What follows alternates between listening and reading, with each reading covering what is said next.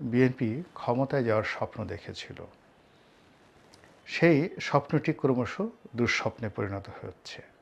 কিভাবে দুঃস্বপ্নে পরিণত হচ্ছে?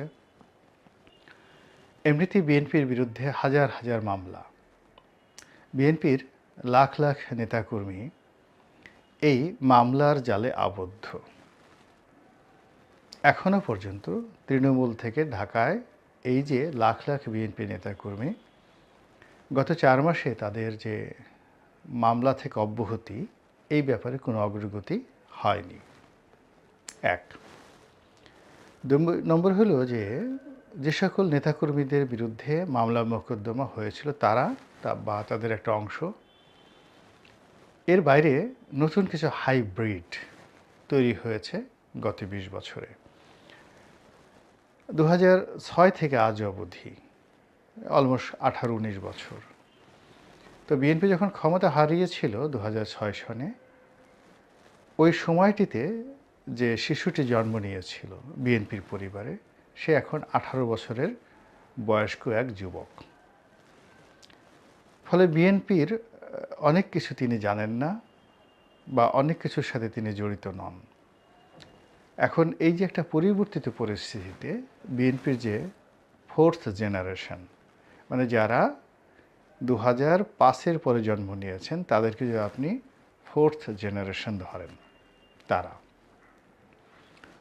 আর থার্ড জেনারেশন হলো এই যাদের বয়স 30 বছরের মধ্যে, থার্ড জেনারেশন। তো এইভাবে বিএনপির 4টি জেনারেশন এই মুহূর্তে রয়েছে।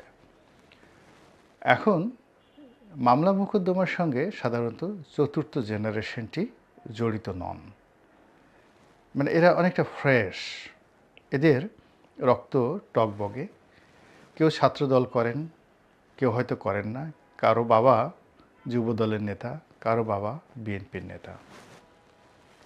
তো এই চতুর্থ জেনারেশনের একেবারে টগবগে যারা তরুণ রয়েছেন, তাদেরকে টার্গেট করে বিভিন্ন এলাকাতে যত দুর্নাম বদনাম, ধরুন চাঁদাবাজি, দখল বাণিজ্য, হুমকি ধামকি, মামলা মোকদ্দমা ইত্যাদি যত বদনামগুলো রয়েছে, খুবই সুকৌশলে এই চতুর্থ জেনারেশনকে টার্গেট করা হয়েছে। ফলে চলমান যে বিএনপির মামলাগুলো রয়েছে, সেই মামলার সঙ্গে যদি কোনো কারণে গণেশ উল্টে যায়, অর্থাৎ একটি 2-11 বা আরেকটি 1-11, এটি যদি শুরু হয়ে যায়, তাহলে সবার আগে বিএনপি নেতাকর্মীদেরকে টার্গেট করা হবে এবং 3টে জেনারেশন তো আলটিমেটলি মামলা মোকদ্দমায় শেষ, চতুর্থ জেনারেশনটিকেও শেষ করে দেওয়া হবে। আপনারা যদি ঢাকা বিশ্ববিদ্যালয় ক্যাম্পাস কিংবা ঢাকা কলেজ বা বিভিন্ন ক্যাম্পাসে যান, সেখানে দেখবেন যে ছাত্রদলের যে তারুণ্য, সেই তারুণ্যের বাঁধভাঙা জোয়ার। কিন্তু এটা 1 মাস আগে ছিল না। 1 মাস আগে সাধারণ ছাত্রদের ব্যানারে, সেটা সমন্বয় হোক কিংবা শিবির হোক বা হোয়াট এভার মেবি, আপনারা সবাই জানেন, তো তারা সংঘবদ্ধভাবে ছাত্রদলকে কোনো ক্যাম্পাসে আসলে ঢুকতে দেয়নি, এমনকি হলগুলোতেও না, যারা পদপদবীধারী। তো এই অবস্থাতে ছাত্রদলের যারা নেতাকর্মী, তারা বাইরে বাইরে ঘুরে বেড়াচ্ছিলেন। কিন্তু গত 1 মাস আপনি লক্ষ্য করবেন যে ক্যাম্পাসগুলো বলতে গেলে এদেরই দখলে, এবং তারা এই ক্যাম্পাস দখল করছে বা ক্যাম্পাসের সামনে অবস্থান নিচ্ছে, একেবারে কিছু করছে না, ধরুন নিষ্পাপ। কিন্তু ওই যে যারা আগে তাদেরকে তাড়িয়েছিল, সমন্বয়করা বা ছাত্র শিবিরে যারা লোকজন রয়েছে, তারা পেছনে থেকে এমন কিছু ঘটনা ঘটাচ্ছে যে এই ছেলেরা বা এই মেয়েরা ছাত্রদলের নাম নিয়ে যেন কলঙ্কিত হন এবং পুলিশের খাতায়, আইনশৃঙ্খলা রক্ষাকারী বাহিনীর খাতায় এদের বিরুদ্ধে যেন মানে অপকর্মকারী, দুষ্কৃতিকারী, এরকম অভিযোগের পাল্লা ভারী হয়। এই কাজগুলো তারা সুকৌশলে করে যাচ্ছেন। তো এই যে সারা বাংলাদেশে ইমেজ হারানো, সেই ইমেজ হারানো বিএনপিকে রক্ষা করার জন্য বিএনপির যে কেন্দ্রীয় নেতা যারা আছেন, এই মুহূর্তে যেহেতু রাষ্ট্রীয় ক্ষমতা তাদের হাতে নেই, এত বড় একটি সংগঠনকে যার সঙ্গে টাকা জড়িত, যেমন ধরুন 2006 সনে তো বিএনপির পতন হলো। এখন সেই পতন তো এমনি এমনি হয়নি।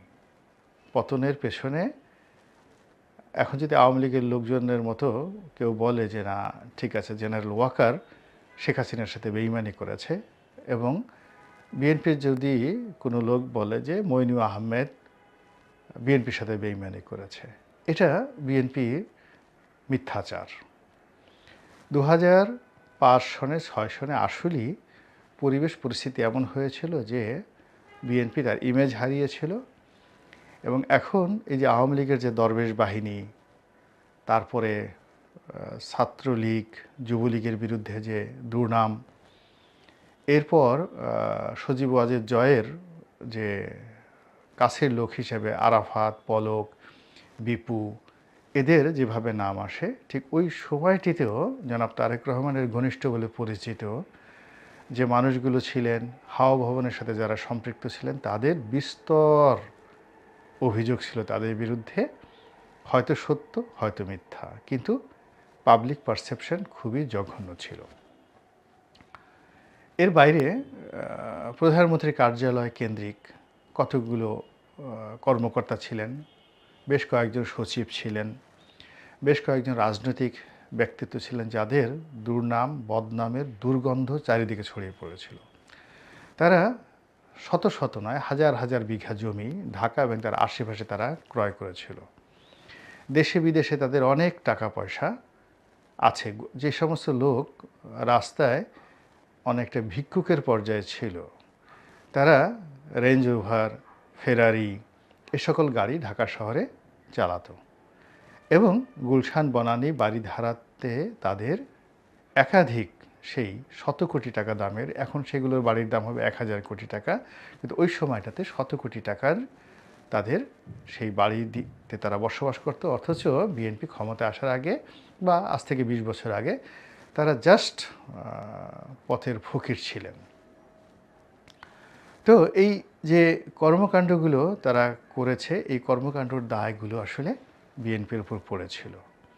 কিন্তু এই গত 4 মাসে সেই মৌমাছির মতো কোথা থেকে যেন সেই সব লোকগুলো, যাদের বিরুদ্ধে অভিযোগ, যাদের নাম শুনলে মানুষের রাগ আসে, যাদের চেহারা দেখলে মানুষের বিরক্তি চলে আসে, এবং বারবার শুধু তাদেরকে দেখলেই সেই বিএনপির খাম্বা, হাওয়া ভবন এবং বিএনপির ওই জমানার কথা, 1/11-এর পূর্ববর্তী সময়ের কথা মনে আসে। সেই লোকগুলো এখন এতটা সামনে এগোচ্ছে এবং এতটা তারা দাপট দেখাচ্ছে যে বিএনপির যারা ত্যাগী নেতা, এই বাংলাদেশে থেকে যারা জেল খেটেছেন, জুলুমের শিকার হয়েছেন, এরকম শত শত যুব দলের, ছাত্র দলের, তারপরে মূল আওয়ামী লীগের, মহিলা আওয়ামী লীগের, তো এই সুবিধাভোগীদের দাপটে এখন তাদের কাউকে দেখা যাচ্ছে না, এবং এই সুবিধাভোগীদেরকে সামনে আনা হয়েছে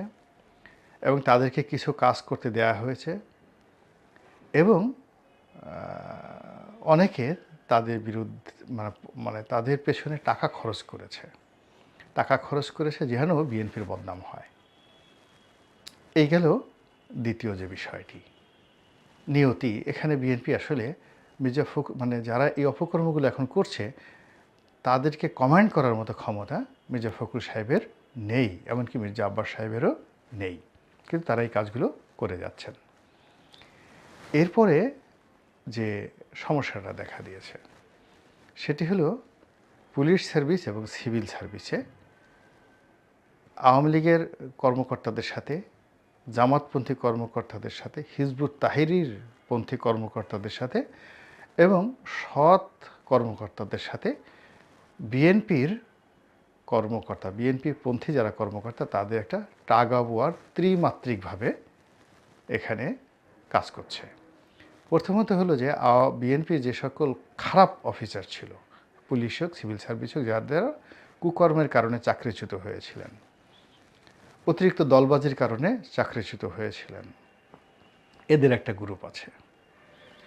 দ্বিতীয় যে গ্রুপটি হলো যারা ভোল পাল্টে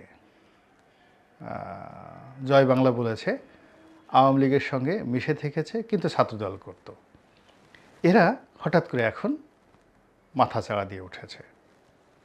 3 নম্বর হলো যে মনে মনে ছাত্রদলের সঙ্গে সম্পৃক্ত ছিল, বিএনপি পরিবারের সদস্য, কিন্তু অনেস্ট অফিসার, মনে মনে একেবারে তারা সবসময় সৎ চিন্তা ভাবনা করেন। তো এই বিএনপির 3 শ্রেণীর কর্মকর্তা, তো 3 শ্রেণীর কর্মকর্তা নিজেরা মারামারি করছেন, কে আগে যাবে, কে কোন পদ পাবে, এটা নিয়ে একটা গ্রুপ।